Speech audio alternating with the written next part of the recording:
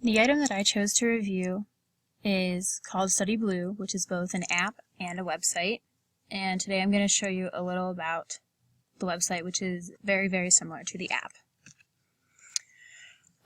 The app came out in 2011, and it has been steadily updated since. It was most recently updated on February 11th, and I wasn't able to find the exact date for the website, other than the fact that it was recently updated, so I'm just assuming that it came out around the same time as the app. For the purpose of this website, I found a quote on their About page, and it's, "Study Blue is a collaborative learning ecosystem that empowers more than 7 million people to master any subject.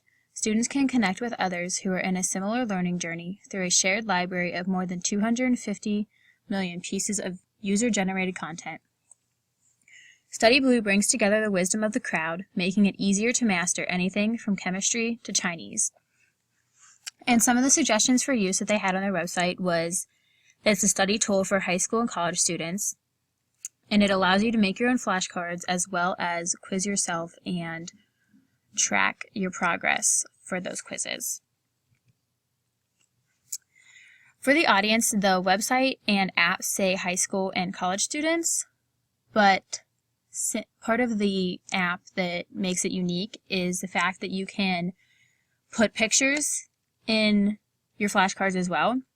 So I think it could work for elementary students for some subjects if you're getting them to memorize something for science or something along those lines. And I also think teachers could use it as a tool to make for their students if they wanted to make a review for them. And I think it can be used for any subject, languages, science. Personally, I used it for art history. And this app and website, it has a very obvious educational use.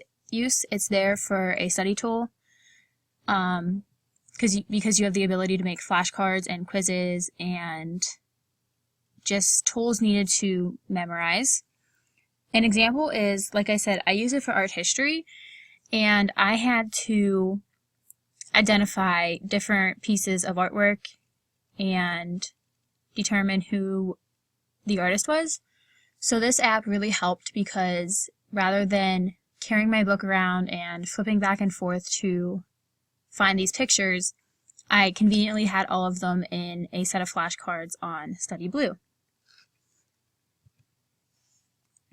Compared to the ISTE standards, these are the ISTE standards for students. I selected 2A, which is interact, collaborate, and be public with peers, experts, or others employing a variety of digital environments and media. I chose this one because Study Blue allows students to collaborate on one set of cards with their classmates, but it also allows them to use sets of flashcards that a student in China could have made. You can just search the subject and you can get pre-made cards made by somebody who is studying the same thing. The second one I chose is 3B, which is locate, organize, analyze, evaluate, synthesize, and ethically use information from a variety of sources and media. And I thought this one would work because, unlike some similar apps, Study Blue allows you to insert information, pictures, and audio. So rather than just putting in words and matching them with the definition, you can put in pictures if you need to memorize art like I did, or you could put in audio if you have to memorize something for a music class. There's different things you can do rather than just looking at words and the definitions. The last one I selected is 3C, which is evaluate and select information sources and digital tools based on the appropriateness to specific tasks. And I chose this one because, like I mentioned in the one above, you can choose what type of media is best for the topic that you're studying. So for art history, you wouldn't have to put a description of the painting. You could put the picture of the painting, and you can make the decision between what would be best for the subject. Some pros I found were the different modes. You can use flashcards, or you could quiz yourself and get a grade, or you could just scroll through a review sheet. It's up to you. And there's also different types of questions rather than just matching definition to word. You have multiple choice, true, false, and fill in the blank, which can be very, very helpful because that's what professors will use on tests. They won't just use matching. And on the app, you can choose the order. So you could do them in order first to last, which is the way you enter them into the app. You could do least studied, hardest to easiest, or completely random. And you're able to type in the name of your university and search for sets of cards that students have already made. And I did this, so I typed in art history and it came up where there was a pre-made one, so I didn't have to make one on top of somebody else making one as well. But you can also search just a topic in general, which I will show you. Like you could type in Spanish and Spanish flashcards will come up. Another pro is you are able to add pictures and audio, which I think is very, very helpful for certain subjects. And you're able to specifically study ones that you missed rather than starting all over again and just probably missing those ones again because you didn't get to review them enough. And a few cons are that sometimes the format of the question does not make sense. It's the wrong format for the type of question it is. And multiple choice questions are too easy. This one, I felt like I wasn't studying enough because what would happen is for art history, I would get a word and I would have to match the definition. And out of 4 answers, 3 of them would be names of artists and only one of them would be a definition. So that was obviously the correct one. And that didn't really help me remember it all because I didn't even have to think about it. And this one I found on a review in the App Store, actually, and it's unable to categorize note cards into sets. So this person wanted to be able to sort them into common categories. So if you were learning Spanish, you'd want a category of household items or colors, but the only way you can do that is to make a completely different set of cards and you'd have to switch back and forth. And lastly, this is the biggest one, you can only get so many free days and then you have to pay. I actually had to make a few accounts to use it last year for art history because I had reached my time limit and it was either make another account and get a free trial or pay a ridiculous amount of money, which I was not okay with. The most popular similar site and app that I found is Quizlet, which is also both a website and an app. This one, however, is 100% free for as long as you need it. I've been using it for years and I've never once had to pay for it. So there's no limit on days or the sets of cards you can have. Everything is unlimited.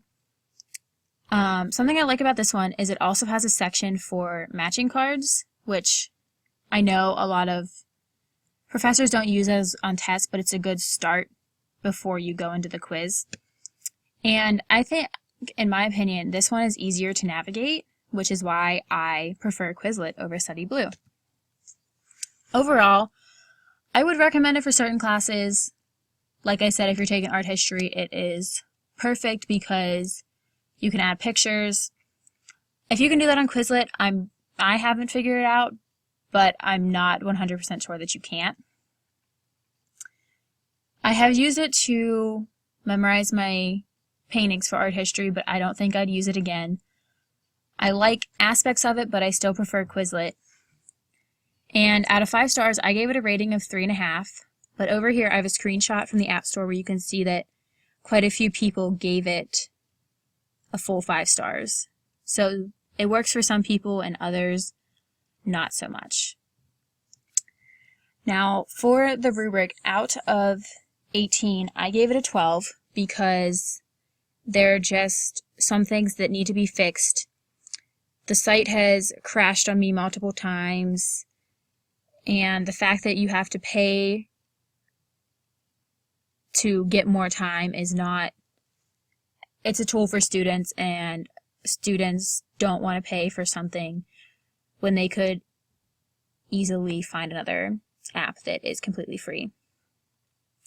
So while this did gain 2s in some subjects, quite a few of them I gave 0s or 1s for multiple reasons. Now I'll show you the website a little bit. So when you type in studyblue.com, this is what you find. And you can see that it shows you ones that you've recently studied, and you can always go back to them because it always saves them for you. So here you can click on search, and we'll type in astronomy.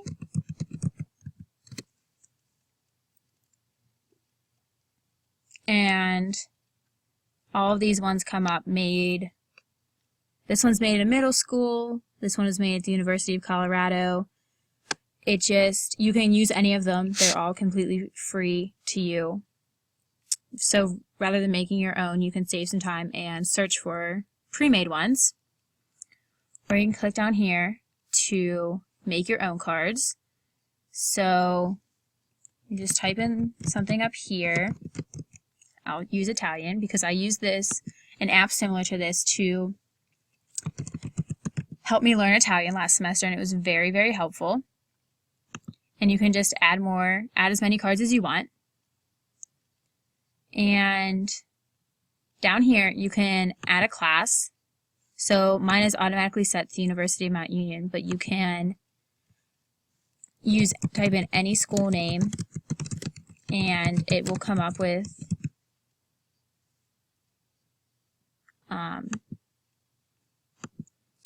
different, so I'll type in art history survey 1, and you can click on the instructor, and once you hit confirm, I already added that one, so you can find it up here.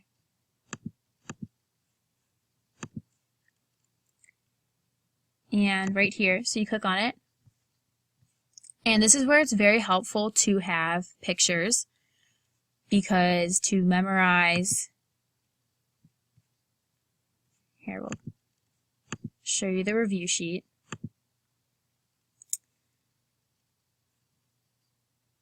When you're memorizing artwork, this is very helpful. So this is what the review sheet is set up as, and you can just scroll through. And I would use this before I took the quiz just to review a little bit. But the problem is something I don't like. And when we go back to make cards,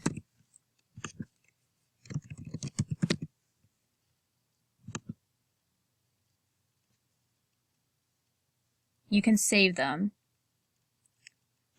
but then when you want to use them,